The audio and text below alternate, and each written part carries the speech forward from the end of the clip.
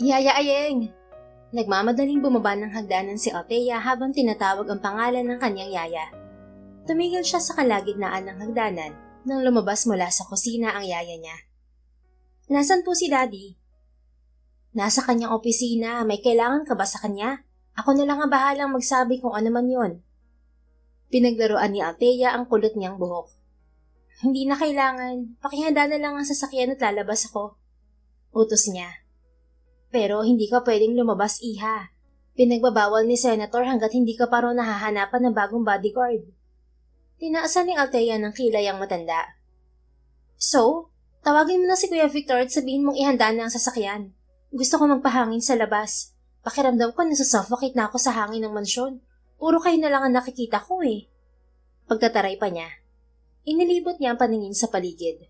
Tulad ng dati, nakatingin na naman sa kanya ang mga mapanghusgang maids sa kanilang mansyon. Wala namang pakialam si Althea roon dahil tanging sarili niya lamang ang nakakaalam ng totoong pinagdadaanan niya. Yaya Ayeng, tutunganga ka ng bariyan? Inip na ako, gusto ko nang lumabas. Reklamo pa niya. At sino nagsabing makakalabas ka ng mansyon? Natigilan si Althea at bumaba ang tingin sa amang si Senator Arman. Seryoso itong nakatingin sa kanya. May kasama itong lalaki na halos ikatigil ng kanyang paghinga nang makita ang itsura nito. Daddy, mahinang saad niya. Pumasok ka sa kwarto mo, Althea. Mamaya na tayo mag-usap tungkol sa bago mong bodyguard. Nagbago ang kanyang anyo at tiningnan ng masama ang lalaki. Tahimik lang itong nakatingin din sa kanya. Daddy, hindi ko na kailangan na magbabantay sa akin. Kaya ko na ang sarili ko. Hindi ba nag-training ako ng martial arts at hand combat? Pati nga paggamit ng baril tinuro mo na rin po sa akin. Hindi ko na kailangan ng lalaking yan. Giit niya. Umangat ang dulo ng labi ng bagong bodyguard at sumabat. Paano ka nakasisiguro na sa oras na malagay sa alanganin ng buhay mo ay kaya mong gamitin ang lahat ng pinag-aralan mo? Sinusubok mo ba ako? Naiinis na bumaba siya ng hagdan. Tahimik lang namang nakamasid ang kanyang ama sa kanila. Hindi, tinatanong lang kita binibini. Naramdaman ni Althea ang pagtayo ng kanyang balahibo sa katawan nang marinig ang itinawag sa kanya ng lalaki. Ito ang unang beses na may tumawag sa kanya ng ganoon. Dumagdag pa ang seryoso at nakakatunaw na tingin nito na nagpapahina ng kanyang mga tuhod. Gwapo ang lalaki pero may pagka-antipatiko at mukhang mas maldito pa sa kanya. Huminga ng malalim si Althea upang mawala ang mga tumatakbo sa isip. Seryoso, Daddy? Hayaan mo po ako sa lalaking to? Look, hindi nga ako nire-respeto oh. Paano pa kapag nag-away kami tapos biglang dumating ang mga kalaban? Baka hayaan niya lang ako mamatay.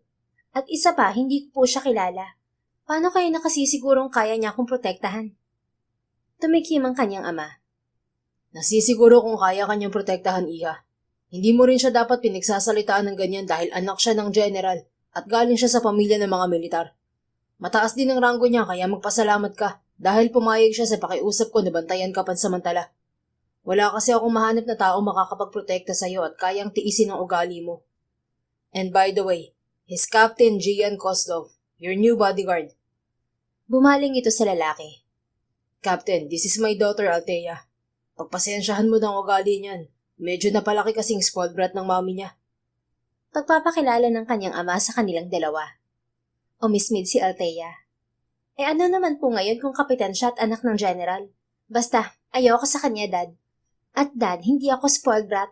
I just wanted to be free. Ano ba? No, Althea Marie. Whether you like it or not, Captain Koslov will be your bodyguard from now on. End of discussion. Pero Dad... No! Mariing wika ng kanyang ama. Kung gusto mong lumabas, sige, papayagan kita. Pero dapat kasama mo si Gian. Napapadyak ang kanyang mga paa at tiningnan ng masama ang lalaki bago ang kanyang ama. Alright, papayag po ako sa gusto niyo, Dad. Pero sa isang kondisyon. Lalabas ako ngayon at hindi kasama ang lalaking yan. Tapos ko na rin naman ang lahat ng trabahong pinagawa niyo. Napasa ko na po ang mga yun sa sekretary niyo. Kaya kahit ngayong araw lang, gusto kong lumabas dahil pagod na rin ako magkulong sa mansyon na to kasama ang mga maids natin. Mahabang wika ni Althea. Dahil nga ayaw ng kanyang ama na mawala siya sa paningin nito bilang nag-iisang anak, ito na rin ang nagbigay ng trabaho sa kanya. Ang kaso, Trabahong nakakabagot naman ang ibinigay nito dahil taga-encode lang siya ng kung ano-anong dokumentong ibinibigay ng sekretarya nito. Taliwas yun sa pagiging fashion designer na tinapos niya sa college. Napabuntong hininga ang kanyang ama. Alam mong delikado sa labas, lalo na talalapit na naman ng eleksyon, Iha. Paliwanag nito. Please Dad, ngayong araw lang naman po eh. Napatingin ng kanyang ama kay Captain Koslov na tila humihingi ng saklolo. Tumikhim ang lalaki. Miss Arevalo, tama ang daddy mo. Kaligtasan mo lang ang iniisip niya. Hindi ba tama lang na dapat nakikinig ka sa kanya? Dahil kapag napahama ka, siya rin ang mawawalan. No. Mariing umiling si Althea. Then walang paglabas na magaganap. Pinanamang wika ng kanyang ama sabay talikod. Dad! My decision is final, Althea. Hindi ko isusugal ang buhay mo ng basta-basta dahil ikaw na lang ang kaisa-isahang natitira sa akin. Daw, kung lalabas ka, isama mo ang bodyguard mo. At ayoko rin natatakas ka. Dahil kapag ginawa mo yun, mas lalo ka lang makukulong sa pamamahay nating to. Binalingan ito sa Captain Koslov. Matigas ang ulo ng anak ko. Magaling din siyang mandin lang kaya madalas niyang natatakasan ng mga nagbabantay sa kanya noon. So from now on, I want you to stay beside her 24/7 since ikaw ang ipinadala ng ama mo rito. Gusto ko ring malaman lahat ng galaw niya, Captain, at kung saan siya pumupunta, kung sino-sino ang nagiging kasama niya. Lahat-lahat, maliwanag ba? Yes, sir. Buo ang boses at nakataas ang noong sagot nito. Daddy! Malakas na pagpoprotesta ni Althea at malalaki ang mga hakbang na naglakad. Subalit hindi man lang siya nilingon ng ama. Ikaw na bahala sa anak ko, Captain. Wika nito bago pumasok sa pinaka-opisina nito sa loob ng kanilang bahay. Nagpupuyos ang kaloobang matagal na pinagmasdan ni Althea ang nakasarang pinto.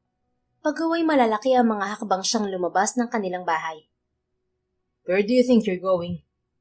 Humarang sa dinaraanan niya si Gian. Napatigil siya at naniningkit ang mga matang tiningnan to. Ano naman pakialam mo?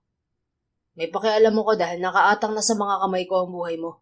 Narinig mo naman siguro ang sinabi ng iyong ama. Hindi siya sumagot. Nagngangalit ang kanyang mga bagang na tiningnan ito bago nilagpasan. Ramdam niyang nakasunod ang lalaki sa kanya hanggang sa padarang siyang naupo sa garden chair. Dumaan ng mahabang katahimikan sa kanila habang nakatingin siya sa mga halamang namumulaklak na malayang isinasayaw ng hangin. Nang hindi na nakatiis, nilingon ni Althea ang lalaki. So balak mo talaga akong sundan kahit saan ako pumunta? Nakahalokip-kip na tanong niya sa bodyguard. Sinalubong ng malaagilan nitong mga mataang sa kanya. Hindi ka naman siguro bingi, hindi ba? Abat? Mariin siyang napakuyom ng kanyang mga kamao. It's better to follow the rules of your father, Miss Althea, than regret it later. Kung hindi ka natatakot na baka malagay sa alanganin ng buhay mo dahil sa iyong mga kapritsyo, pues, kahit para na lang sa ama mo. Hindi mo ba nakikitang ginagawa niyang lahat para lang maprotektahan ka? Pero hindi ko yun hiniling. Hindi ko to hiniling. Hindi ko hiniling ang ganitong buhay. Napabulalas na lang siya ng iyak na ikinagulat ni Gian. Sakal na siya sa uri ng buhay na meron siya. Akala ng lahat, masarap mabuhay bilang anak ng isang senador. At akala rin ng lahat, nakukuha niya ang lahat ng gustuhin niya sa isang kisap mata, na para siyang isang prinsesa. Ang hindi alam ng mga tao, para siyang isang ibon na nakakulong sa isang maliit na hawla. Walang kalayaang lumipad ng malayo. Walang kalayaang gawin ang mga gustong gawin. Kahit nga ang huminga, hirap na rin siya.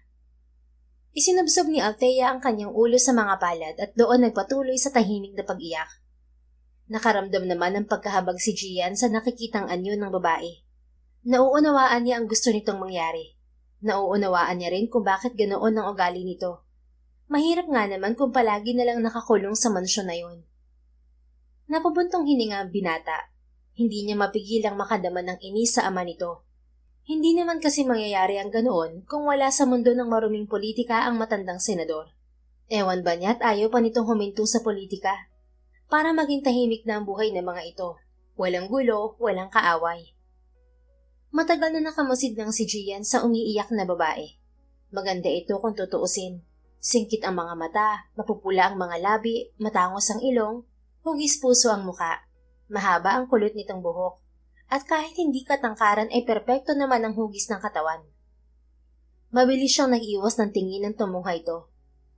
Pwede bang iwanan mo muna ako kahit sandali? I need privacy. I need to breathe. Mahinang usal nito. I'm sorry, Miss Arevalo, but I can't do that. Mariing nagdikit ang mga labi nito. Fine. Padarag itong tumayo at pumasok sa loob ng bahay. Sumunod naman siya rito hanggang sa makarating sila sa ikalawang palapag. Tumigil ito sa tapat ng isang pinto bago siya hinarap.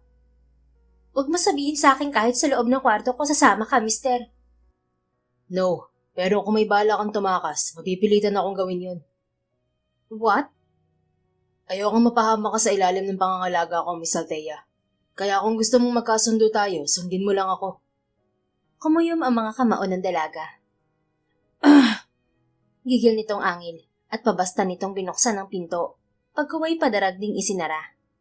Napabantong hininga na lamang si Gian at matamang nagbantay sa labas ng kwarto ng babae. Nang sumapit ang tanghali, umakyat ang isang katulong. Sir, kumain na muna ho kayo, sabi nito sa kanya. Hindi ho, okay lang ho ako rito. Nako sir, kapag ganyang inisang alaga ko, hindi talaga inalabas ng kwarto niya. Kahit gutom yan, hindi rin lalabas. Kaya ang maigi pa, bumaba ka na at kumain muna. Ako na bahala muna sa kanyang magbantay. Siya nga pala, ako pala si Ayeng, ang yaya ni Althea. Tuloy-tuloy nitong wika. Ako ho si Gian. Sige na sir, masama ang malipasan ng gutom. Kumain ka muna sa baba. Kapag nagkaaberya, saka kita tatawagin. Tiningnan niya muna ang nakapinid na pintuan ng silid ni Althea bago siya tumango. Sige ho, pero sandali lang ho ako. Okay lang yun, magpahinga ka muna ron sa baba. Bumaba nga si Gian at nagtungo sa kusina. Naabutan niya roong nagkakwentuhan ng isang katulong at nahihinuhan niyang driver. Ewan ko, ang balita ko kaya nag-retire natin yung bodyguard dahil laging tumataas ang dugo kay Miss Althea. Palagi ba naman tumatakas at kung makapagsalita sa ibang tao, akala mo kung sinong reyna? Dinig ni Gian na sabi ng katulong habang kumukuha siya ng tubig sa ref. Dahan-dahan ka sa pagsasalita mo laban kay Miss Althea, Lorna. Baka nakakalimutan mo, anak siya ng boss natin. At dapat din nating intindihin ang kalagayan niya dahil tayo rin ang nakakaalam ng pinagdaanan ng batang yun. Pagtatanggol naman ng lalaking kausap nito. Tahimik na kumuha ng tinapay si Gian at pinalamanan iyon ng peanut butter. Patuloy pa rin ang dalawa sa kwentuhan at siya naman ay nakikinig lang. Naintindihan ko naman, Victor. Namatay ang mami niya nung bata pa siya dahil sa mga kalabang politiko ni Senator Arman. Yun din ang dahilan kung bakit ayaw niyang payagan si Miss Althea na lumabas basta-basta. Pero hindi rin naman tama ang pinapakita niyang ugali. Masyado na siyang suplada at mataas ang tingin sa sarili.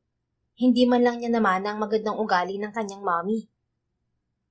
Mawalang galang na ho sa inyong usapan pero maaari ko bang itanong kung ano ang dapat na ginagawa niyo sa mga oras na to? Hindi na napigilang sumingit ni Gian. Hindi na kasi niya gusto ang mga naririnig. Oo? Nagkatinginan ang dalawang nag-uusap. Ako ho si Gian, ang bagong personal bodyguard ni Miss Althea.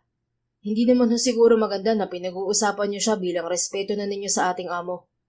Isa pa, kung alam pala ninyo ang kanyang mga pinagdaanan, hindi ba dapat lang na mas inuunawa niyo siya?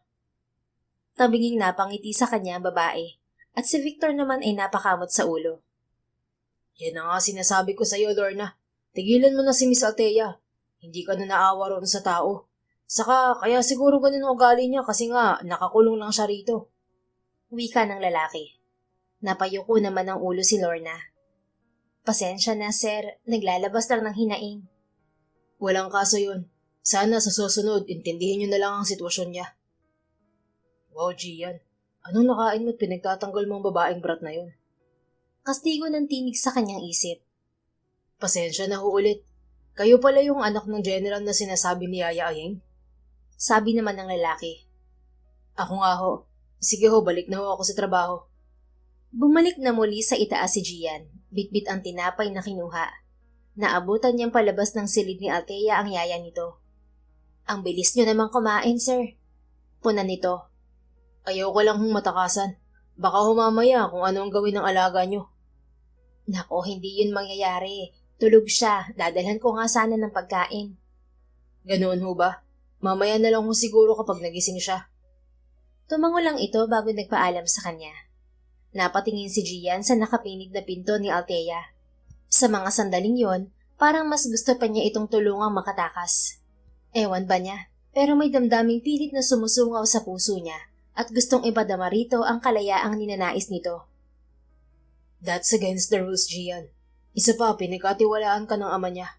You are her bodyguard and not a guardian angel. Do your job, okay? Sabi niya sa sarili. 2 linggo rin ang matuling lumipas at patuloy sa pagbabantay si Gian kay Althea. Mula noong sabihin ng ama nitong hindi ito pwedeng lumabas nang hindi siya kasama, hindi na ito nagtangkapang magpaalam muli. Yun nga lang, madalas siya nitong sinusungitan, pero hindi naman niya ito pinapatulan. Mas tamang sabihin na mas naaaliw pa siya sa mga ginagawa ng dalaga. Kagaya na lamang ng araw na yon. Nang mabungaran siya nitong nasa labas ng silid nito, kaagad siya nitong inirapan. Matibay din nga talaga. Paasik na wika ni Althea bago siya nilampasan. Sumunod siya sa babae. Nakasuot ito ng roba at walang tsinelas. Tuloy-tuloy ito sa likod bahay kung saan naroon ang swimming pool. Pagdating doon ay kaagad itong naghubad ng roba. Tumambad kay Gian ang makinis at perpektong katawan ni Althea na natatakpan lang ng 2-piece yellow swimsuit. Nagdive ang babae at kahit hindi niya nakikita ang sarili, alam niyang larawan sa kanyang mga mata ang paghanga rito dahil sa galing nitong lumangoy. Siguro isa yun sa mga itinurong basic survival training dito. Subalit ang hindi maipaliwanag ni Gian ay ang kakaibang damdaming binubuhay ng babae sa kaloob-looban niya at hindi niya yun nagugustuhan. Are you planning to stare at me the whole time while I'm swimming? Mataray na tanong ng babae nang tumigil ito sa paglangoy. Nasa gilid na ito ng pool at nakatitig din sa kanya. Tumikhim si Gian. Baka kasi kung ano mangyari sa inyo, mahirap na. Napataas ang isang kilay nito. Hindi kaya alibay mo lang yan para titigan ng katawan ko at bosohan ako? Alam kong maganda ako at alam ko rin na walang lalaking hindi maaakit sa akin. Isa pa, hindi ako basta-basta malulunod dahil magaling akong lumangoy. Conceited. Pabulong niyang wika at nag-iwas ng tingin sa babae. What? Totoo lang ang sinasabi ko, ano? Sagot nito na narinig pala siya. Walang emosyong tiningnan ni Gian ng babae. Well, wag mo akong isali sa mga lalaking sinasabi mo.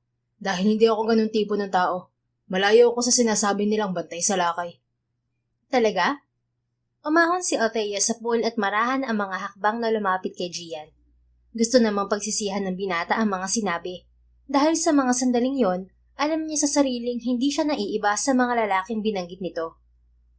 Iba ka nga ba? Tanong nito nang makalapit sa kanya at kaakit-akit ng umiti. Sinadya pa nitong idikit ang basang katawan sa kanya.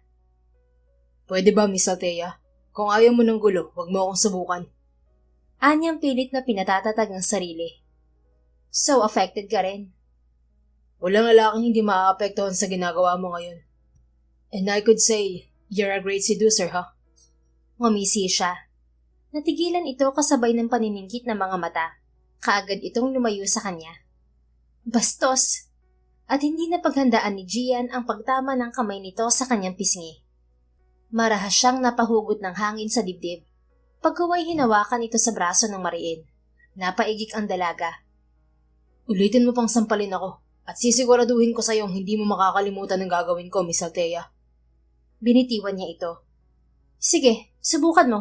Isusumbong naman kita kay Daddy. Mawawalan ka ng trabaho at sisiguraduhin ko rin sa'yong hindi ka na makakabalik pa sa kung saan ka man galing. Talaga? Tumaas ang sulok ng labi ni Gian at marahang humakbang palapit dito. Panay naman ang atras ni Althea. Hanggang nasa gilid na ito ng pool, kaya madali niya itong kinabig sa bewang. Nanlaki ang mga mata ni Althea nang magdikit muli ang mga katawan nila. Anong ginagawa mo, Gian? Saving you from drowning. At para sabihin din sa'yong hindi mo magagawa yun, kahit pa ang ama mo. Dahil kahit anong gawin mong pagpapatanggal sa akin sa trabaho, hindi yun mangyayari. Remember, I'm a general's son. Mas malawak ang kapangyarihan ng ama ko kaysa sa ama mo. At hindi lang ako basta anak ng general. Anak din ako ng isa sa pinakamayamang angkan dito sa Pilipinas. Kung tutuusin nga, hindi ko na kailangan magtrabaho. But I chose to serve my country. To babysit you, Miss Spoiled Brat. Anong sabi mo? What? You heard me. Hindi ba totoo namang spoiled ka sa tatay mo kahit sa nanay mo noon? Sarkastikong tugon niya. Pero ibahin mo ako, Miss Spoiled Brat.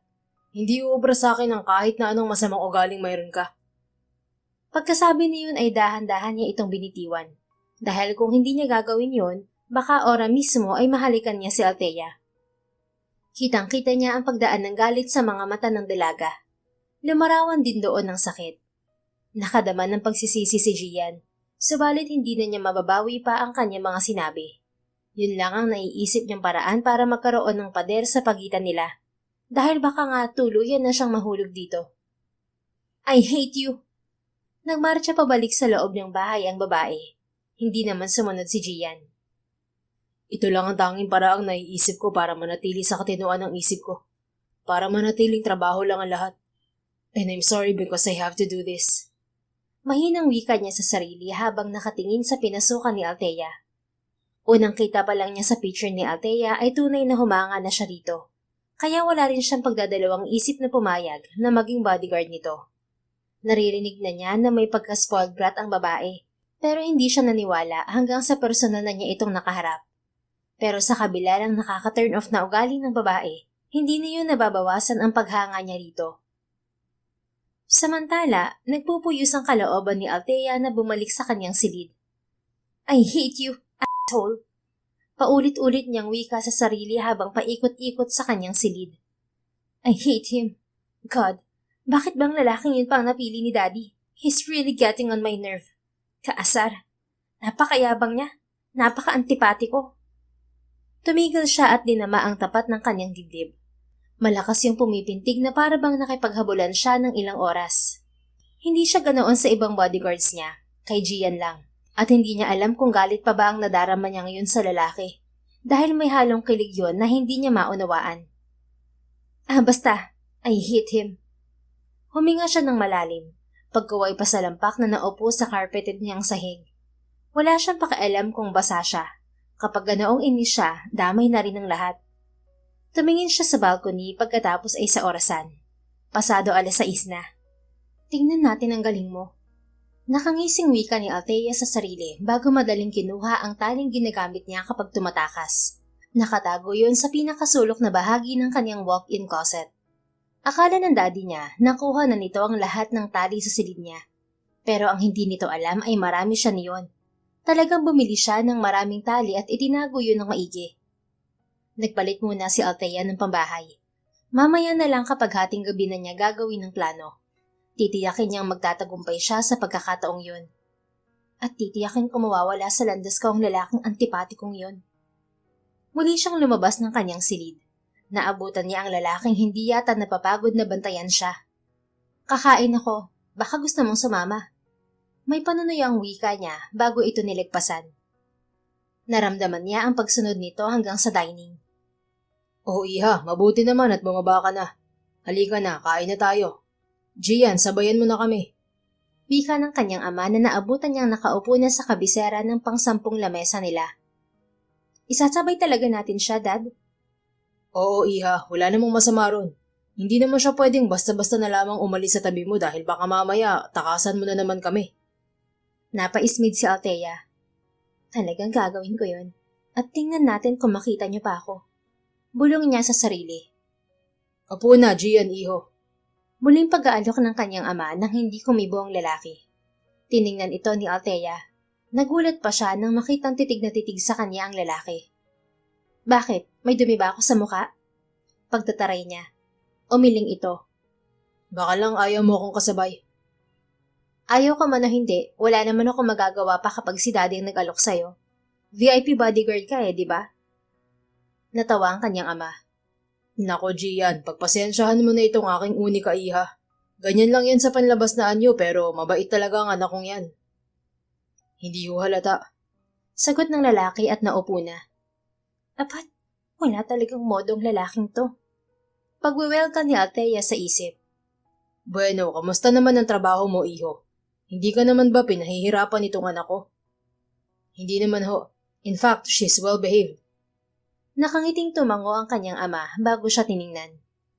Salamat naman, iha, at nakukuha mo ng sundin ako. Hayaan mo, pagkatapos ng election, pwede ka nang lumabas. Pero syempre, may bodyguard pa rin. Pero nakadistansya silang lahat sa'yo kaya pwede mo nang gawin ang gusto mo. As if naman. Bulong niya habang sumusubo ng pagkain. Okay ba yun, anak? Tiningnan ni Althea ang kanyang ama bago ngumiti ng matamis.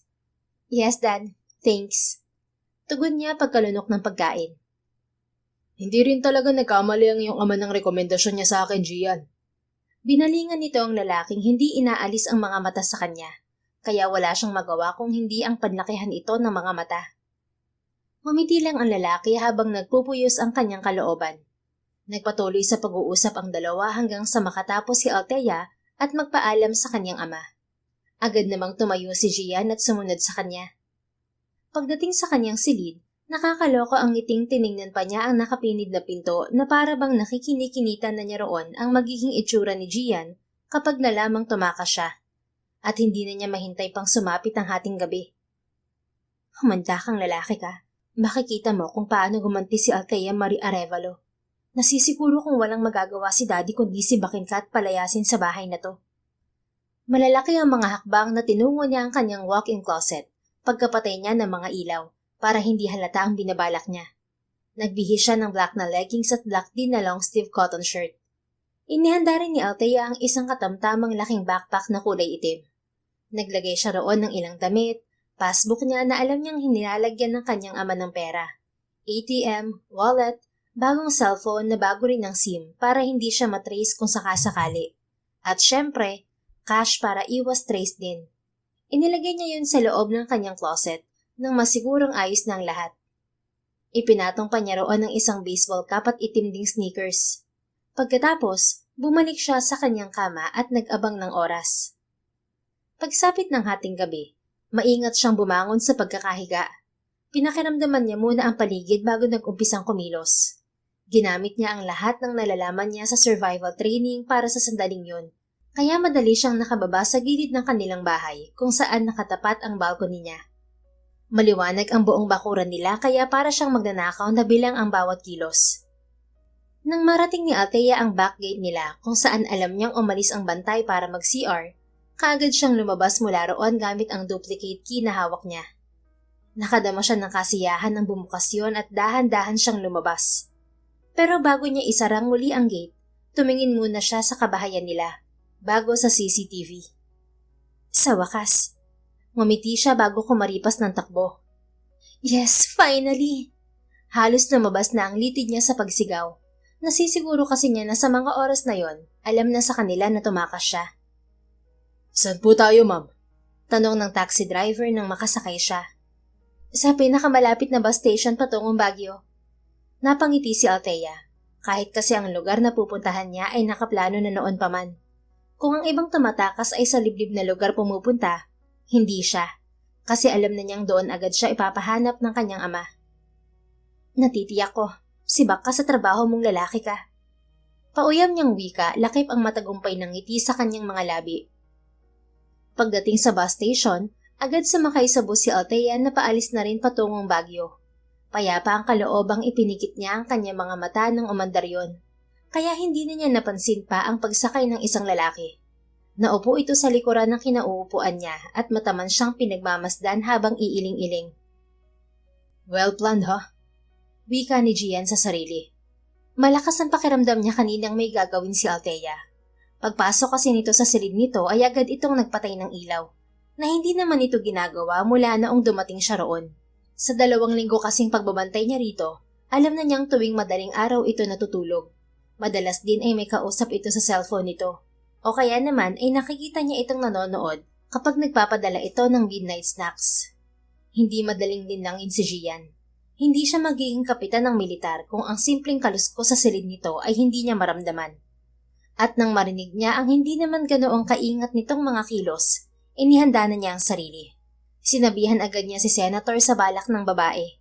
Kakausapin pa nga sana ito ng matandang senador para pigilan, pero inunahan niya ito. Bigla niyang naalala ang masinsinan nilang pag-uusap ng ama ni Althea. Mas maigi na siguro ang ganito, Senator. Sabi pa niya. Anong ibig mo sabihin, Captain? Siguro ho, hayaan muna natin si Althea sa gusto niyang mangyari, para kahit sandali lang ay maranasan niya ang kalayaang matagal na niyang ginugusto. Huwag din ho kayong mag-alala dahil babantayan ko pa rin ho siya. Susundan ko po siya pero ididistansya ko pa rin ang sarili ko para hindi siya makahalata. Hindi ho ba mas mainam na itong ganito? Na ang isip pa rin ng kung sino mang magbabalak sa buhay nyo na narito lang siya sa loob ng mansyon nyo. At least makakakilos ng malaya ang anak nyo. Hindi na niya iisipin kinukulong nyo lang siya palagi. Paliwanag niya. Pero hindi ganoon kadali ang sinasabi mo, Captain. Paano kung may makakilala sa kanya? Paano kung sa paglabas niyang to, may mangyari sa kanyang masama? Wala ho ba kayong tiwala sa akin, Senator? Nakipagtitigan sa kanya ang matandang senador bago huminga ng malalim. Alright, payag na ako sa gusto mo. Basta ibabalik mo rin siya rito ng ligtas. Kung kinakailangan ding turuan mo siya ng leksyon para matanto niya na ikakapahamak niya ang kanyang ginagawa, gawin mo. Basta ang sa akin lang, ingatan mo ang anak ko. Tumango si Gian. Kahit hindi niyo ho sabihin ang bagay na yan, sadya ko hong gagawin dahil yun ang trabaho ko. Ang sinumpaan kong tungkulin. Sige, may tiwala ako sa'yo. Sundan mo na siya at baka makalayo pa yun. Sige ho. Pagkatapos ng usapan nilang yon ay nagpahatid si Gian sa labas ng gate ng subdivision. Malayo-layo rin doon ang bahay ng mga Arevalo, kaya kahit takbuhin yun ni Althea, alam niyang mas mauuna pa rin siya. Sinabihan niya rin ang mga gwardya roon na hayaan lang palagpasin ng babae pagkatapos niyang magpakilala sa mga itong tauhan siya ng senador. Inabangan niya si Althea hanggang sa makasakay ito ng ligtas sa taxi at magkasunod nilang narating ang bus station kanina. Pagdating sa Baguio, hinayaan ni Gian si Althea na sulitin ang kalayaang tinatamasa nito. Sa pananatili ng dalaga sa probinsya ay wala itong kaalam-alam na nakabantay lang siya rito sa malayo sa araw-araw. Sa ngayon ay may 1 linggo na rin siyang pasunod-sunod lang dito. Ni hindi nito yun namamalayan dahil sa enjoyment na nadarama nito. Madalas ay kinukuhanan niya ito ng mga larawan gamit ang cellphone niya. Ang iba, ginagamit niyang pang-update sa ama nito. Ang iba naman ay sadya lang nakasave sa kanyang gallery. The fondness he felt for her grows each passing day. At alam niya, hindi na niya makakaya pang pigilan ng sarili. Subalit hindi sa lahat ng pagkakataon ay makakatakas sa panganib si Althea. Magnanakaw! Sigaw nito habang naroon sa Mines View Park. Kitang-kita ni Gian ang lalaking humablot sa bag nito at mabilis yung itinakbo. Magnanakaw! Tulong! Tulong! Madali ang mga naging kilos ni Gian. Sa isang iglap ay naabutan niya kaagad ng lalaki at dinambahan ito. Pareho silang gumulong sa sementadong kalsada. Dahil mas malakas siya, agad niyang naingudngud ang lalaki sa semento at naagaw ang bag ni Althea. Magnanakaw! Magnanakaw ka! Pinagsasabunutan ni Althea ang lalaki nang maabutan sila nito. Hindi naman makagalaw ang magnanakaw dahil nakadagan siya rito. Nang kumalma ang babae, tumingin to sa kanya. Salamat ko. Ikaw? Bulalas nito sa nanlalaking mga mata. Long time no see, spoiled brat. Anyang nakangiti. Hindi na makapagkukunwari pa si Gian dahil nakita na siya nito. Anong ginagawa mo rito? Namamasyal? Nakakalokong sagot niya. Umayos ka nga, Gian. Hinampas siya nito sa braso. Aw! Kahit siya ay nagulat dahil masakit talaga ang braso niya. Pagtingin niya roon, nakita niyang punit ang suot niyang damit at may sugat din. Sorry, ikaw naman kasi. Napailing na lang ang binata. Mamaya na tayo mag-usap ni Althea. Isusurrender ko muna to sa mga pulis. Tumango lang sa kanya si Althea. Kip-kip pa rin niya ang bag nito kaya hindi ito makakaalis. Pagkatapos niyang mai-report sa pulis ang nangyari, hinarap niyang muli ang babae. Now explain yourself, Gian. Pinasundan ba ako ni Daddy sa'yo? Nakahalukip-kip nitong wika. Parang ganun na nga. Anong parang ganun na nga? Technically, alam namin na umalis ka, Miss Paulbrat. Kaya sinundan kita sa utos na rin ng iyong ama. Nakinumbinsi ko pang hayaan ka na lang munang umalis. At bakit mo naman gagawin yun? Tinaasan niya ito ng isang kilay. Dahil hindi ko gustong nakikita kang umiiyak. Natigilan ang babae sa narinig. Hindi agad ito nakapagsalita. Halika na, Miss Paulbrat. Hindi ka pa ba nagugutom? Kanina ka pa ikot ng ikot dito ah. Yaya niya rito para maiba na rin ang usapan. Huminga ito ng malalim. Wala na rin naman akong takas, hindi ba? Nagkibit si Gian ng mga balikat. I think so. Nauna na siyang naglakad dito. Hindi pa rin niya ibinibigay ang bag ng babae hanggang sa makarating sila sa sakayan ng jeep. Saan tayo pupunta? Sa rest house namin. You always eat out, kaya mas tama sigurong home-cooked meals naman ang kainin mo ngayon. Pumapayat ka na rin eh. Napatingin ang babae sa sarili nito, pagkaway sa kanya. Hindi ako payat, no? Okay, sinabi mo eh. Hindi na ako aangal pa. Sinamaan siya ni Althea ng tingin. Hindi ito umimik hanggang sa makarating sila sa rest house ng kanyang pamilya sa Baguio. Actually, taga roon naman talaga ang pamilya nila. Ang ancestral house nila ay malapit lang sa Camp John Hay. At ang rest house na yon ay isa lamang sa mga rest house nila roon. At kaya doon niya dinala si Althea dahil alam niyang hindi yun kasinong pinupuntahan ng pamilya niya. Medyo tagurin kasi yon. Mas safe ang dalaga roon. Abala ang kanyang amang si General Faustino Koslov sa trabaho nito sa militar. Ang kanya namang ina na si Gertrude at kaisa-isahang kapatid na babae na si Gianna ay tutok sa mga negosyo nila. Mga restaurateur ang mga ito dahil isang chef dati sa Baguio ang kanyang ina, bago ito sumabak sa pagnenegosyo. Hinihikayat na nga siya nitong mag-resign para daw matulungan ang mga ito sa negosyo, pero hindi pa siya handang umalis sa serbisyo. Nice place ha? Wika ng babae habang papasok sila sa lagpas-taong gate na kulay itim. Sa gitna ng malawak na solar na yon, nakatayo ang isang bungalow type na bahay. Napaliligiran ito ng mga halamang namumulaklak at mga puno, kaya napaka-presko ng hangin. If you want to look around, feel free to do it. Pero hindi ko muna ibabalik tong bag mo. Bakit? Sa palagay mo tatakasan kita? Bakit, hindi ba? Mariing nagdikit ang mga labi ni Althea. Fine. Malapad na napangiti si Gian. Okay, tawagin na lang kita kapag tapos na ako magluto. Tumango lang naman si Althea. Nang mawala sa kanyang paningin ang lalaki, muli niyang iginala ang mga mata sa paligid. Ipinikit pa niya ang mga mata at dinama ang mabining dampi ng sariwang hangin sa kanyang balat. She loved it there. She loved the weather in Baguio. Kahit summer, hindi naman masyadong mainit. Naglakad siya patungo sa isang swing na yari sa kahoy. Isang linggo na rin siyang naroon, and so far, nag-e-enjoy siya sa kalayaang kaniyang tinatamasa. Well, except for that day na nagpakita ang bodyguard niya. Akala niya naisahan niya ito, pero siya pala ang naisahan ng lalaki at ng kanyang ama.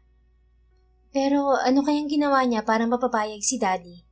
Kasi kung tutuusin, hindi yun basta-basta papayag, lalo na't alam niyang lalayas ako. Tumingin siya sa loob ng bahay. Open ang kitchen area kaya kita niya ang mabilis na kilos ni Gian habang nagluluto ito. Wala sa loob na napangiti si Althea. Kung ganito naman ang sumusunod sa akin, ayos na rin. At least siya lang. And at least, nakarating ako sa lugar na to at nag-e-enjoy. Wala na rin akong pakialam kung inutusan siya ni Daddy. Kahit papano naman nakakahinga na ako. Maraming na-realize si Althea sa pag-iisa niya ng nakaraang isang linggo. Isa na roon ng pagiging blessed na ipinagpapasalamat niya ng husto. Kasi kung hindi niya magagawang gumala ng ganoon. Madali nga ang buhay para sa kanya, reklamador lang talaga siya. Ang totoo, namimiss na niya ang mansyon nila at ang kanyang ama. Hindi naman talaga siya against sa gusto nitong mangyari. Ang gusto niya lang, kahit sana puminsan-minsan ay magkaroon siya ng ganoong pagkakataon sa kanyang buhay. Yung makalabas siya ng walang inaalala, na walang iniisip, na walang mag-uukol sa kanya ng pansin. Kagaya na lamang ng mga nakaraang araw. Ni hindi alam ng mga tao na anak siya ng isang senador, lalo na at simple lamang siyang manamit. Well, aminado naman siyang hindi pa rin siya safe. Kilala man siya o hindi, lalo at naranasan niya yun mismo kanina. Pero marunong naman siya ng self-defense. Kaya naman niyang ipagtanggol ang sarili. Pero mas masarap pa rin pala na may nagtatanggol sa'yo. Iba ang kilig at sayang hatid sa damdamin. Ngumiti si Althea nang makitang kumaway sa kanya si Gian. Sa totoo lang din, isa pa ito sa na-miss niya.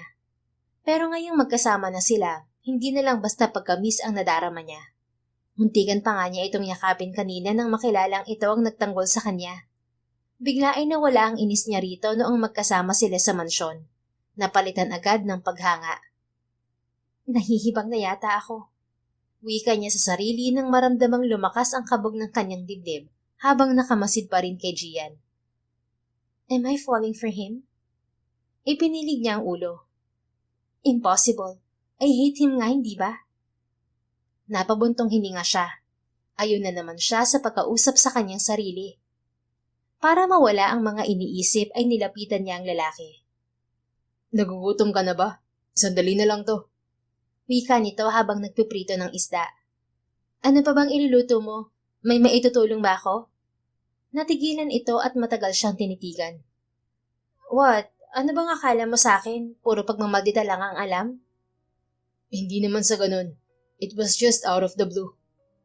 Umismid ang dalaga at itinaas ang manggas ng suot niyang hoodie jacket. Well, marunong din naman akong mahiya at ayokong basta nalang tumunganga. Natawa ito. Okay, kung mapilit ka talaga, pakislice na lang ng mga gulay para sa salad. Gusto mo yun, hindi ba? Ibinigay nito sa kanya ang isang kutsilyo at chopping board. Nakahanda na sa isang mesa ang mga gagayating gulay na fresh lahat. Okay. Ingat lang sa kutsilyo, baka mahiwa ka. Hindi na lang sumagot si Althea at tahimik na ginawa ang ipinagagawa nito. Kahit paano, ayaw na niyang nakikipagtalo rito. Kasi baka maulit lang ang nangyari noon sa swimming pool. Matapang siya pero pagdating sa lalaking to, tumitiklop siya. Para siyang ice cream na bigla na lamang natutunaw. Marunong ka rin palang umiti, Gian. Wika niya nung kumakain na sila. Ha? Natigil ito sa akmang pagsubo. You're so serious and always have a cold gaze. Ni hindi ka rin ngumingiti sa tuwing makikita ako. Sabi niya. Natawa ito. Ikaw ba ngumingiti ka kapag nakikita ako? Napaisip siya sabay iling. Then, the same feeling for me. Akala ko panay pagmamaldita lang ang alam mo. Hindi pala. Anong sabi mo? Oops, ceasefire muna tayo sa awayan at sagutan, Miss Althea. Okay? Huminga siya ng malalim. Sorry, hindi naman talaga ako ganong tao. I was just frustrated. I understand you. Kaya nga sinabi ko sa'yo kanina, ako ang nagsuggest sa ama mo na hayaan ka na lang muna. Because I know na nasasakal ka na. Can I ask you a question, Gian? And I want you to answer me truthfully. Tiningnan niya ito sa mga mata. Okay, go ahead. Bakit sabi mo kanina na ayaw mo kung nakikitang umiiyak? Anong ibig mong sabihin? Tiningnan nito ang mga pagkain sa harapan nila bago siya muling tiningnan. Honestly, hindi ko rin alam. I just don't like seeing you cry. Dahil ba naaawa ka sa akin? No, it's beyond that. At kapag alam ko na rin ang sagot sa katanungan mo, ako mismo magsasabi niyan sa'yo. Tumango lang siya at tahimik na kumain. Ako na lang ang maghuhugas ng mga pinggan. And by the way, do you have first aid kit here? Tanong ni Althea sa binata. Why, may sugat ka ba? Tanong din itong hindi na itago ang pag-aalala sa tinig. No, pero ikaw meron. Napatingin ito sa braso nito. Oo nga pala. Huwag kang mag-alala, malayo ito sa bituka. At kung magkasakit ka? Malabong mangyari yun. Hindi kasi Superman, Gian. Ipinapaalala ko lang. Even your body is prone to infection. Giit niya. Napakamot ito sa ulo. Sige na nga. Magsha-shower lang ako para makapagpalit na rin. Tumango lang si Althea at hinarap na ang mga hugasin. Kapag ganoong nasa paligid lang niya si Gian, mas daman niyang safe siya. Kaya kung sasabihin nitong sasamahan siya nitong mamasyal, hindi na rin siya tatanggi. Mukha naman talagang mabait ang lalaki. At masarap din itong magluto. Kahit salad, adobo at pritong isda lang naman ang kinain nila. Pagkatapos niya maghugas ng mga pinagkainan nila, ay nilinisan niya ang sugat ng lalaki. Inaya rin siya nitong mamasyal muli hanggang abutin sila ng gabi. Do you want to stay in my place, Miss Althea? Tanong nito habang naglalakad sila patungong parking. Ginamit na nito ang kotseng naroon sa rest house para daw mas madaling mamasyal. Convenient rin. Nag-isip si Althea. Okay, safe naman siguro ako ron, hindi ba? Pabirong tanong niya. Of course, mas safe ka talaga kapag ako ang kasama mo. Talaga? Inirapan siya ng lalaki na ikinatawa niya. I'll still respect your privacy, okay? Dito sa Baguio, you are a tourist, and I am not your bodyguard. So ano pala tayo? Nilingon niya ito. Acquaintance? Ouch! Don't you want to be my friend? Yun ba ang gusto mo? Marahang tumango si Althea. Sort of. Okay, then friends? Inilahad ni Gian ang kamay nito. Tinanggap naman niya yon. Naigtad pa siya nang may tila kuryenteng nanulay sa kamay nito papunta sa kanya. Alam niyang naramdaman din yun ng lalaki dahil natigilan din ito. Friends, and just call me by name. Bakit? Di ba friends na nga tayo? Alangan namang tawagin mo pa rin akong Miss Althea. Okay, got it, Althea. Let's go. Sabi nito makalipas ang ilang sandali. Mas naging masaya ang mga sumunod na araw ni Althea sa Baguio. Bukod sa magaling mag-tour si Gian, nalaman niya rin na natural sa lalaki ang magpatawa. He's also a charmer. Kaya lahat ng mga babaeng nakakasalubong nila ay napapatingin dito na kanya namang ikinakainis.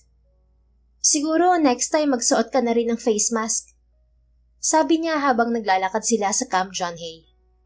Bakit naman? Kunot noong tanong nito. Ay kasi nagiging center of attraction ka ng lahat. Kita mo kanina sa strawberry farm, halos dumugin ka na ng mga tao. Ano bang tingin nila sa'yo? Artista? Napangiti ito. Ganoon ba? Sige, gagawin ko yan. Para wala na rin pumansin sa kagwapuhan ko. Lumingon ito sa likuran nila. Siya naman ang napakunot ang noo. Kanina pa niya napapansin na palihim itong lumilingon sa likuran nila. May problema ba, Gian? Hindi na nakatiis na tanong niya. Sa pagkabigla niya, dumikit ito sa kanya at walang sabi-sabing inakbayan siya. Oo nga, mahal. Ang sarap talaga rito. Do you want also to go to Sagada? Malambing nitong wika. What are you doing, Gian? Siniko ito ni Althea. Sakyan mo na lang ang mga sinasabi ko, Althea. Also, smile a little. Kanina ko pa napapansin na sinusundan tayo ng dalawang lalaking nasa likuran natin. Pabulong nitong sagot. Ano? Bakit ngayon walang sinabi sa akin? Nakadama siya ng takot. Lilingon sana siya pero pinigilan siya ng lalaki. Don't. Makakahalata silang alam na natin na sinusundan nila tayo. I want to lure them. Ha? Ano bang plano mo? Mas makakagalaw ako kung nasa rest house tayo. Dalawa lang naman sila, kaya kayang-kaya ko sila. I also need information kaya kailangan ko silang mahuli. Okay, if you think that's the best plan, then do it. Akala ko kapag ganitong simple lang ang pananamit ko, hindi na ako makikilala. Mali pala, they still found me here. Don't worry, hindi naman kita pababayaan. I know, and I trust you. Tiningnan niya ito. Ngumiti naman to sa kanya. Tara na. Tamang-tama na paggabi na sa mga sandaling yun. Mas madaling magagawa ni Gian ang plano nito. Well, yun ay kung dalawa nga lang ang sumusunod sa kanila. Pagdating sa rest house, nagkunwari pa rin silang walang alam. Normal na nag-dinner sila. Nagkape, nagkwentuhan, bago pumasok sa silid na ginagamit ni Gian. Pinatay nito ang mga ilaw sa labas maliban sa nasa kusina na dim lang. Bakit dito? Kinakabahang tanong niya sa lalaki. Come here. Hinila siya nito sa isang cabinet. Subalit namangha siya nang gumalaw yon at bumukas ng tuunan ng lalaki ang isang vase. Isang hagdanan ang tumambad sa kanya. Dinala siya roon ng lalaki. This is my private hideout here. Ipinagawa to ni Daddy for emergency purposes like this. Iginala ni Althea ang mga mata roon. Nagmistula yung mini gym na may kung ano-anong equipment. Hindi rin nakaligtas sa kanyang mga mata ang iba't ibang klase ng baril na nasa dingding at ang isang monitor na alam niyang nakakonekta sa mga CCTV sa labas ng bahay. Are these real?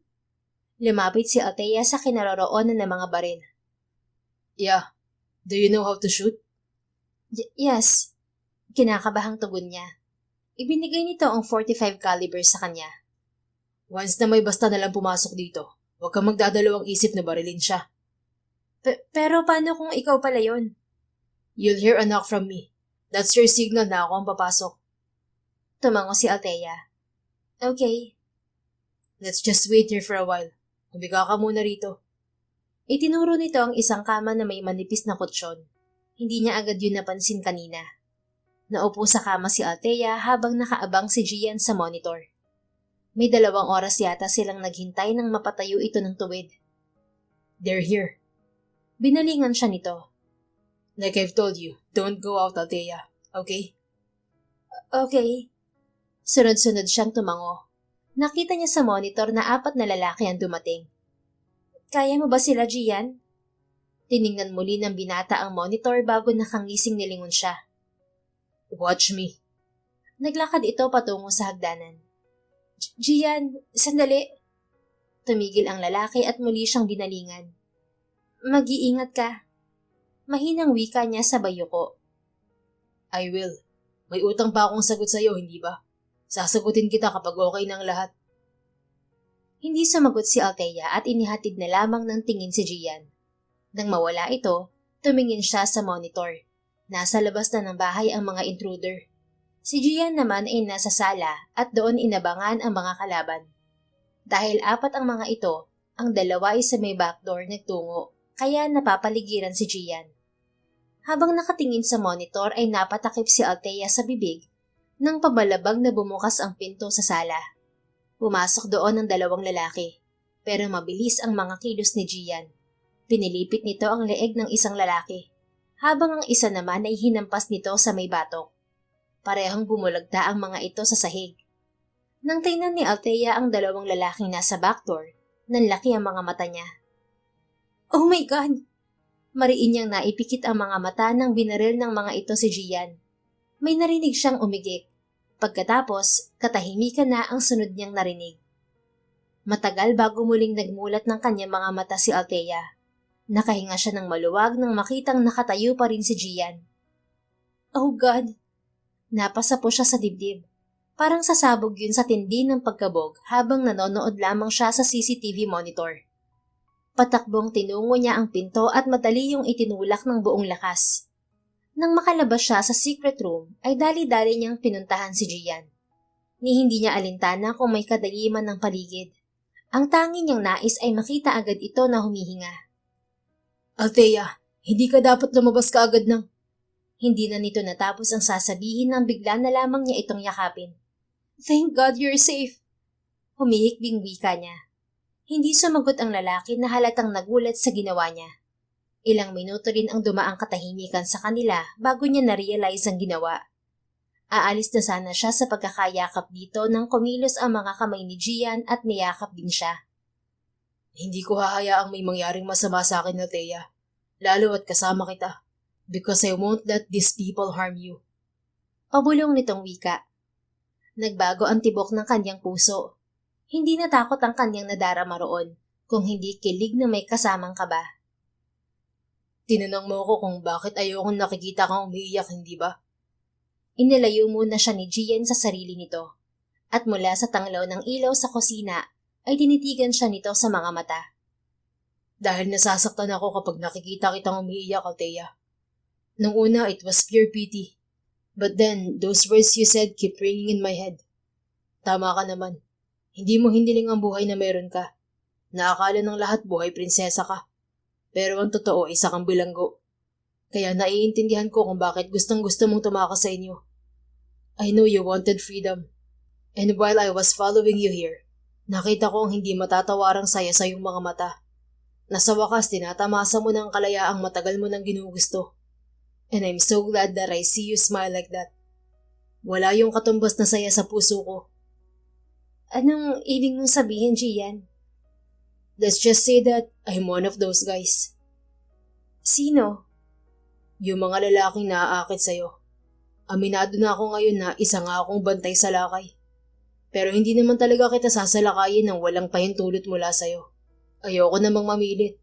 At kung wala talaga, hayaan mo lang akong gawin ang trabaho ko. Dahil mas gusto ko pa rin masiguro ang kaligtasan mo.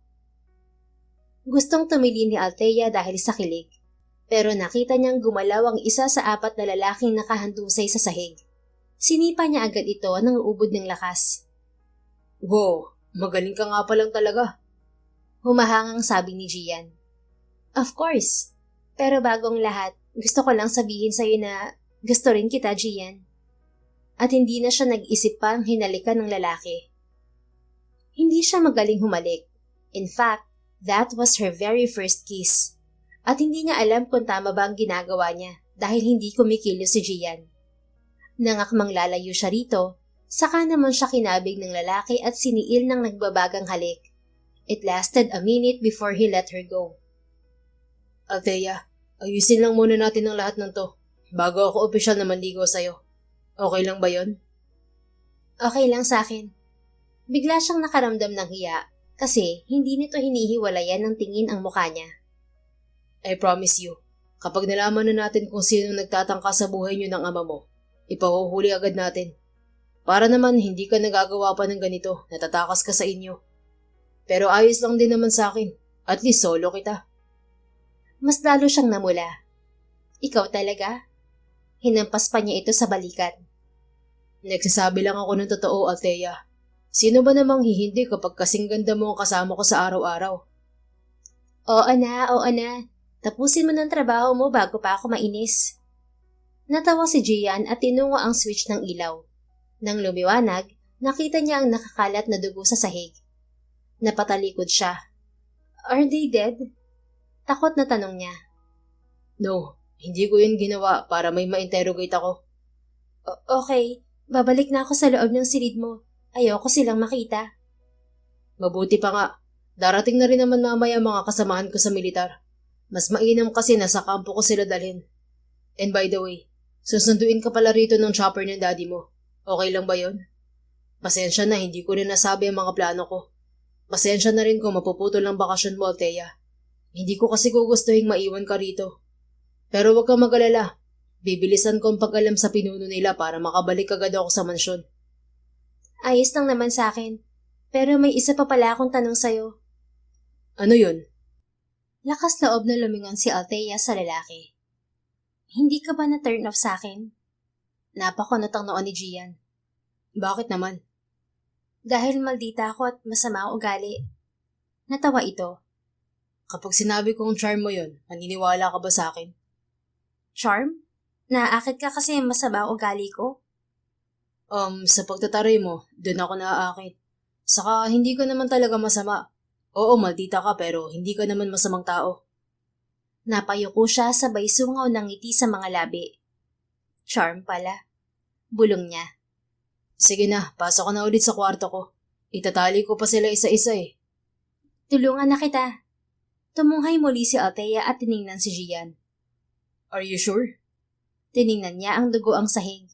May takot pa rin naman sa dibdib niya pero hindi na ganoon katindi. Althea. Napatingin siya kay Gian. I think I can. Okay. Eksaktong naitali nila ang mga katawan nang tumigil sa labas ng gate ang ilang sasakyan. Bumaba roon ng mga kasamahan ni Gian at isa-isang binuhat ang mga walang malay pa ring mga lalaki. Hindi rin naglipas oras ay dumating ang chopper na sinasabi ni Gian. Kasama doon ang ama ni Althea na alalang-alala sa kanya. Humingi siya ng tawad dito na madali naman itong tinanggap. Pagkatapos, bumalik na sila sa kanilang mansyon. Baon niya sa dibdib ang mga salitang binitiwan ni Gian. Isang buwan din ang matuling lumipas pero ni tawag o text ay walang natatanggap si Althea mula kay Gian. Sa daddy niya lang siya nakikibalita at ang sabi nito, abala raw ang lalaki sa pagkalapan ng mga ebidensya. Nalaman niya rin na kalaban ng ama sa politika ang nais na magpapatay rito. Pero hindi pa maipakulong dahil nga kulang pa sila sa ebidensya. Iha. Tawag ng kanyang ama. Bumukas ang pinto ng kanyang silid at iniluwa ito. Yes, Daddy. Napatayo siya mula sa pag-e-encode. Balik trabaho na siya mula nang umuwi sila. Hindi na siya nangungulit sa ama dahil alam niyang delikado nga siya sa labas. Patunay ang nangyari sa kanila ni Gian sa Baguio. Here. May iniabot to sa kanyang isang box. Takang kinuha niya yon. Ano po ito? Just open it. Sinunod naman niya ito. Nangunot ang noo niya nang makitang pictures niya ang laman niyon. Para saan po ito, Dad? Tingnan mo munang maigi. Wala ka bang napapansin?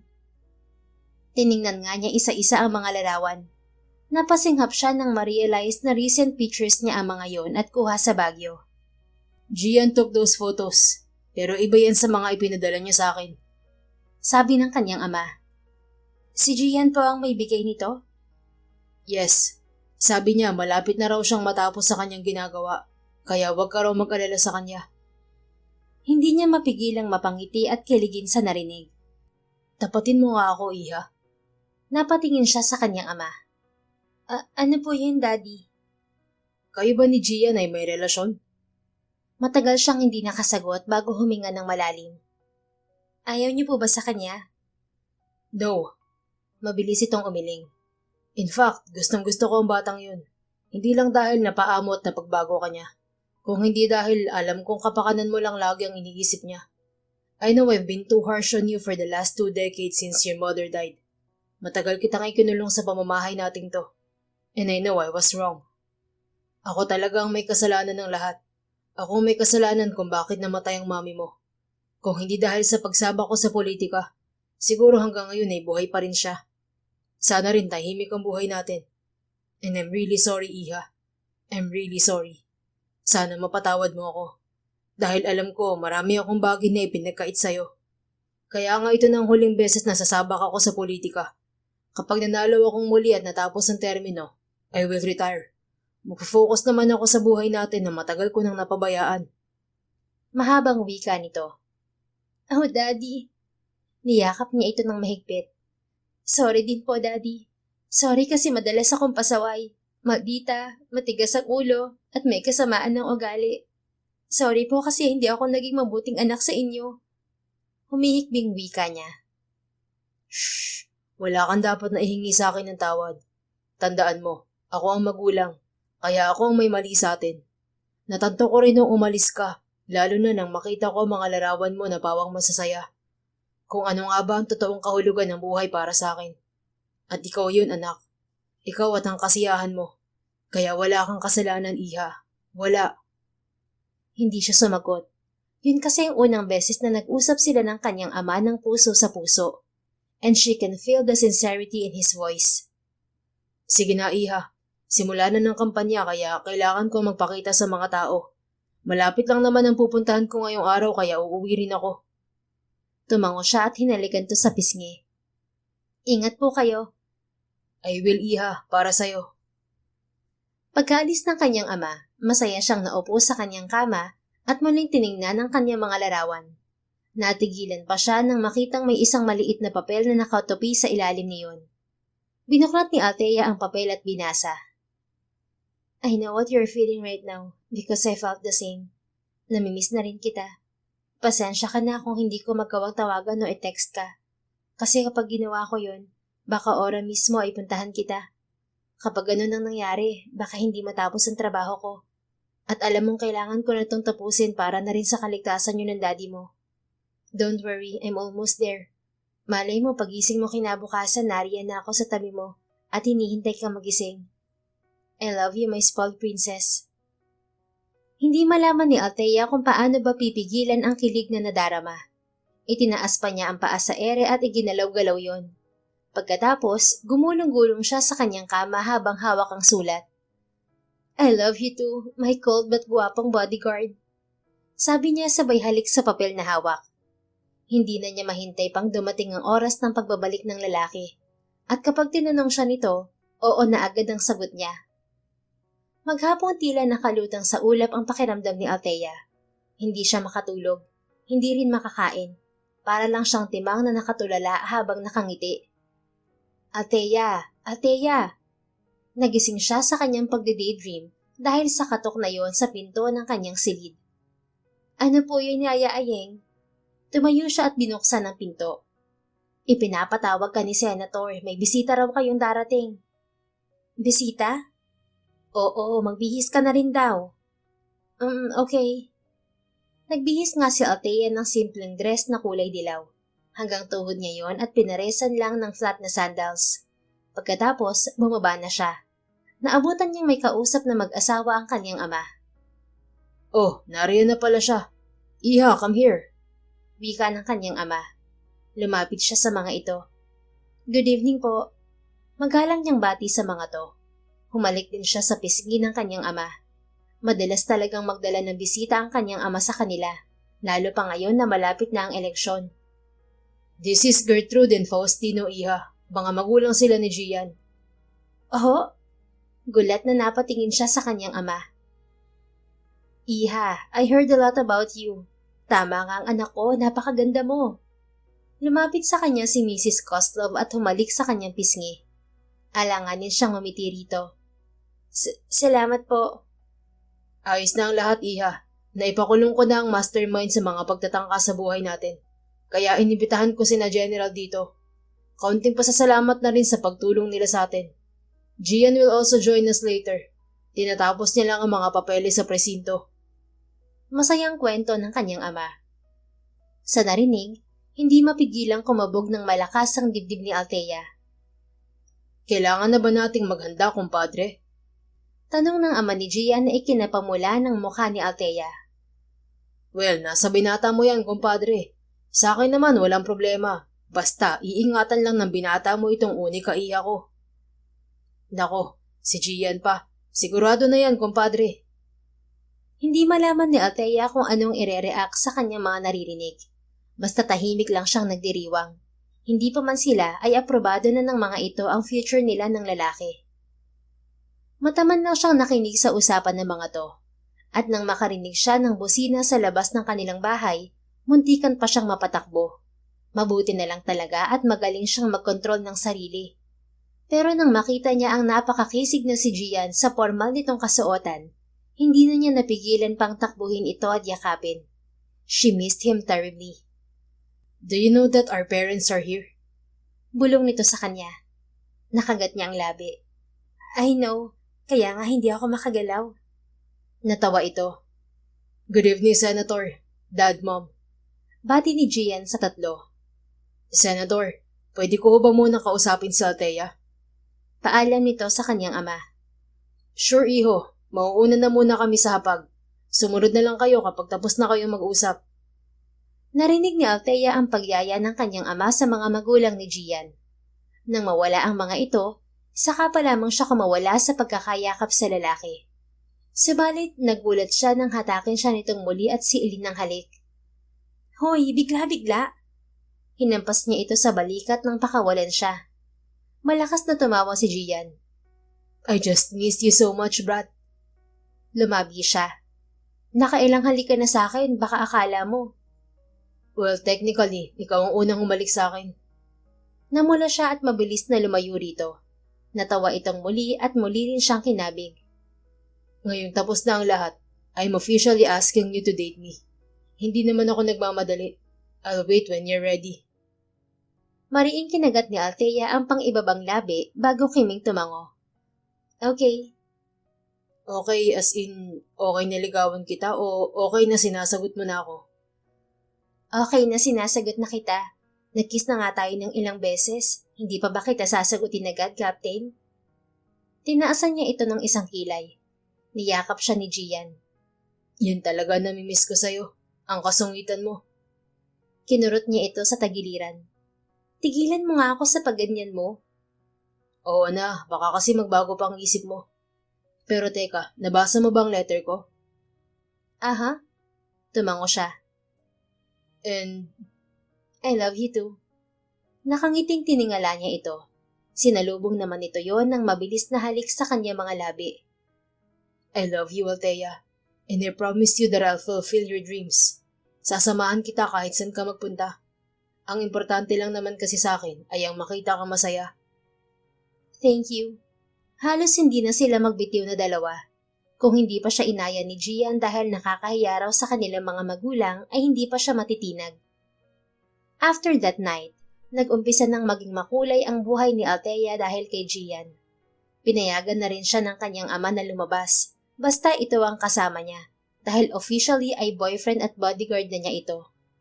Tinupad talaga ni Gian ang pangako nitong sasamahan siya kahit saan. Ngunit pagkatapos ng eleksyon at manalo ang kanyang ama, nag-resign na si Gian sa trabaho nito. He became the new CEO of their company. Natuwa naman si Althea sa desisyong yun ng kasintahan. Subalit ang hindi niya inaasahan ay nangayain siya nitong magpakasal pagkatapos ng 7 buwang pagdadate nila. Ang sabi nito, mas magiging panatag daw ito kapag daroon lang siya sa tabi nito araw-araw. Hindi naman na siya tumanggi pa, at dahil pareho namang mayaman ng kanilang pamilya, madaling naayos ang lahat sa kasal nila. Walang pagsidlan ang tuwa ni Althea nang dumating ang araw ng kasal nila ni Gian. She even cried habang naglalakad sila ng kanyang ama patungo sa kinaroroonan ni Gian. At nang makarating sila sa tabi nito, umiiyak din ang lalaki. Gian, iho. I know that my daughter is the handy, but she's the most loving and sincere person I've known in my life. Basta ang sa akin lang, mahalin mo siya at tratuhin ng tama. Make her safe from everything, including pain. Just make her happy. Yun lang kasi ang alam kong tama na magagawa ko para sa kanya after what I did to her life. Wika ng kanyang ama na nanginginid ang mga luha. Don't worry po. Gagawin ko pong lahat para maging masaya si Althea. Sagot ni Gian. Daddy, naiiyak na yumakap siya sa ama. Thank you. Bulong niya rito. Basta masaya ako para sa iyo, anak. I love you, my forever princess. Anito bago siya tuluyang ipinaubaya kay Gian. Magkahawak ang kanilang mga kamay na nagtungo sa harap ng altar. Parehong hindi matatawaran ang sayang nakalarawan sa kanilang mga mata habang pinakikinggan ang sinasabi ng paring nagkakasal sa kanila. Gian Kozlov, tinatanggap mo bang maging kaisang dibdib si Althea Marie Arevalo at maging kabayak ng iyong puso sa hirap at ginhawa, sa sakit man o kalusugan, at mamahalin mo ng panghabang buhay gaya ng sagradong utos ng Panginoon? Tanong ng pari kay Gian. Opo, Father. Tugon nito at matamis na ngumiti sa kanya. Althea Marie Arevalo, tinatanggap mo bang maging kaisang dibdib si Gian Kozlov at maging kabiyak ng iyong puso sa hirap at ginhawa, sa sakit man o kalusugan, at mamahalin mo ng panghabang buhay gaya ng sagradong utos ng Panginoon? Opo, Father. Halos pumiyok si Althea dahil sa halo-halong emosyon na nararamdaman. At sa bisang ipinagkaloob sa akin ng sangkatauhan at simbahang katoliko, kayo, Gian at Althea, ay mag-asawa na. Gian, maaari mo nang halikan ng iyong asawa. Anang pari dito. Lumuluhang ngumiti si Althea kay Gian nang iangat nito ang manipis na takip sa kanyang muka. Mahal na mahal kita, Mrs. Althea Marie Arevalo Kozlov. Madamdaming saad ni Gian. Mahal na mahal din kita. May gwapong kapitan ng buhay ko. Thank you for changing and loving me. Ikaw ang lahat sa akin. Naiiyak na tugon niya. At nang maghinang ang kanilang mga labi, malakas na palakpakan ang namayani sa paligid. Masaya ang lahat, kahit ang mga puso nila ni Gian ay umaapaw sa tuwa. Pagkatapos ng honeymoon nila ay sa mansyon ni na Althea sila tumira upang hindi mag-isa ang kanyang ama sa bahay. Lumipas ang mga taon at 3 anak ang ipinagkaloob sa kanila, 2 lalaki at 1 babae. Bukod sa pagiging full-time mom, tumutulong din si Althea sa negosyo ng kanyang asawa.